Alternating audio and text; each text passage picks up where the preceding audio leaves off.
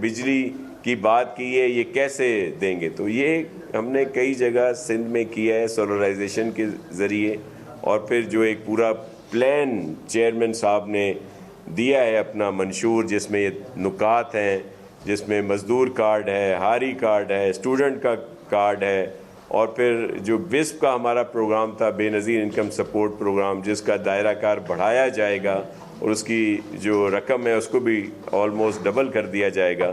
जो तनख्वाहों की उन्होंने बात की कि जी हम उसको दुगना कर देंगे, या जो ज़राए आमदनी है आम लोगों के उसमें कोशिश की जाएगी। तो ये चीज़ें हमने करके दिखाई हैं। पीपल्स पार्टी की जब गवर्नमेंट थी 2008 से ऑनवर्ड, तो तब 135% इजाफा किया गया था जो भी तनख्वाहें थीं, और ये ऑन रिकॉर्ड है। तो वही इस तरह की जो चीज़ें हम पीपल्स पार्टी जो कहती है वो करके दिखाती है, और हम बहुत पुरुमीद हैं कि ये इलेक्शन जो है ये पीपल्स पार्टी का है और सबकी खिदमत की जाएगी। आपके क्वेश्चन हो तो मैं हाजिर हूँ। आपने बताया कि केपी के पीपल्स पार्टी के लिए इंतखाबात में कुछ मुश्किल सूरत है, वहाँ पे आपने वफाक में हुकूमत बनाने के लिए सूबाई हल्कों पे उम्मीदवार ही खड़े नहीं किए। आपने बहुत सारी पार्टियों के साथ आपने की बातचीत की है कि कौमी में आपके उम्मीदवार मौजूद हैं और अच्छे वो मुकाबले में जा रहे हैं। सूबाई में बहुत सारे हल्कों में आपके उम्मीदवार मोतबर आदमी हैं, ताकत के नशे में पागल हो गए हैं, गोलियां चलवाएंगे लोगों के ऊपर। हमारे यूसी इंचार्ज को शहीद कर दिया और हमने एफआईआर भी ना कटवाए। हम आप हमारे दफ्तरों पे आके हमले करो, वहां लश्कर कशी करें, भाई ये कोई मकसद आपने क्या समझ रखा है? यहां तुम्हारे पास दूसरे उज़ैर बलोच मौजूद हैं, गैंग वॉर क्रिएट करेंगे यहां पर बैठ के ये बातें करना। सारे पागल जमा किए इन्होंने। वो कोई उस्ताद कहलाते हैं, मसरूर हसन धमकी दे रहा वो कि 9 फरवरी के बाद देख लूंगा। क्या देखोगे यार तुम? अभी हम बैठे हैं यहां पर, देखें आप, वो दिन गए जब तुम जहाजों को हाईजैक करते थे। उस्ताद आए यहां पर, कोई इंसानियत है इनमें? रहते लोगों पे गोलियां चलाते हैं। फराज को शहीद किया और ये पुलिस ये गिरफ्तार नहीं कर रही उन लोगों को कि उम्मीदवार है, पानी बेचता है, वो सट्टे के अड्डे चलाता है, जो नाम नेहाद उम्मीदवार है। पुलिस में इतनी हिम्मत नहीं है कि उनको गिरफ्तार करे, क्योंकि इनको पता है कि जो निगरान हुकूमत है ये भी नहीं की है, चल रही है। वजीर आला साहब नरम बातें करते हैं, केयरटेकर, अंदर से जेलें। एक टके की कार्रवाई नहीं की उन्होंने। जिन लोगों ने हमारे यूसी इंचार्ज को मारा, गरीब बच्चा मारा गया, 3 छोटे छोटे बच्चे हैं उसके। ये डॉक्टर आसिम की सियासी मुहिम जो ही जवाब देगी उसका कौन पालेगा? जवाब देंगे। इसी तरीके से कल न्यू कराची में ये बिल्कुल पगला गए जब एमक्यूएम ने बॉयकॉट किया कि आज मुल्क में इंसाफ नहीं मिलता, बिकता। लोग 30-30 साल तक धक्के खाते हैं, उसमें मुस्लिम सी की कोई तमीज नहीं। ताकतवर कानून हाथ में लेता है, उसे कोई पूछ नहीं सकता। इसको ठीक करने में अभी वक्त लगेगा, लेकिन इसे ठीक करना है, इसको एड्रेस करना है, इसे फेस करना है।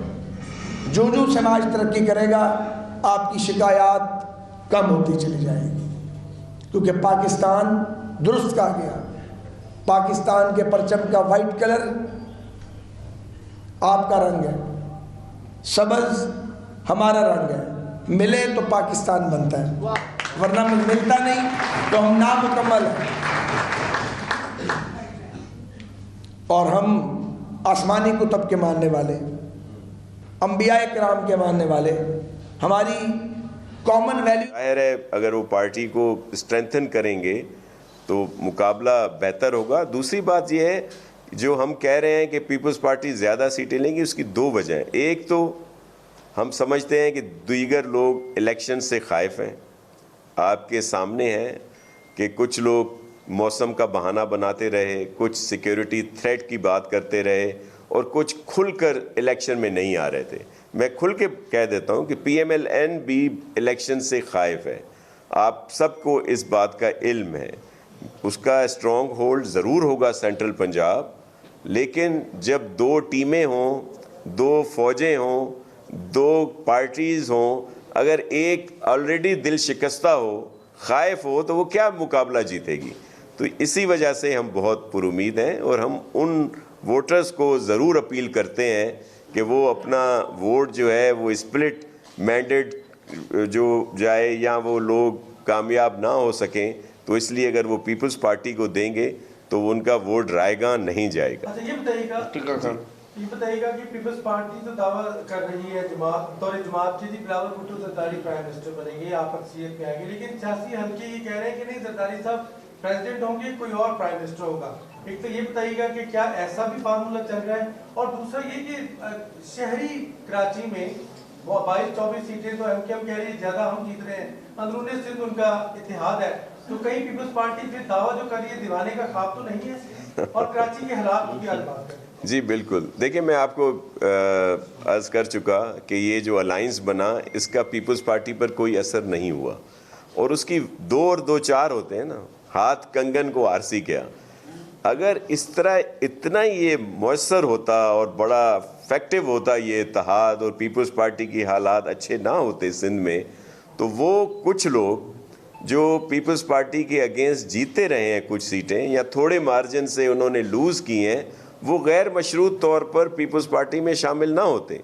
मैं घोटकी के मेयर साहिबान की बात करूंगा, सरदार अली गौर खान की, शिकारपुर से गौस बख्श काटते, और जवाब में क्या होता है, ये जवाब दें आईजी, ये लाशें किसके खाते में जाएंगी, जवाब दे कराची का पुलिस चीफ, किस काम के लिए भाई आप लोग। और ये मौजूद साहब हजरात, ये साजिश हमें पहले से पता है कि कहां से हो रही है।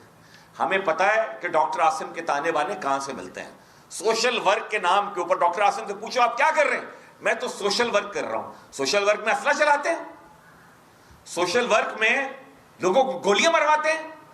हमने कहा एफआईआर काटे डॉक्टर आसिम की, क्योंकि उनके ही वहां पर हुआ है मर्डर, वो फिर वापस आ गए यहां पर, और फिर यहां पर एक और बच्चे की कह रहे हैं कि अल्लाह ना करे उसकी जान चली जाएगी। कौन जवाब देगा ये।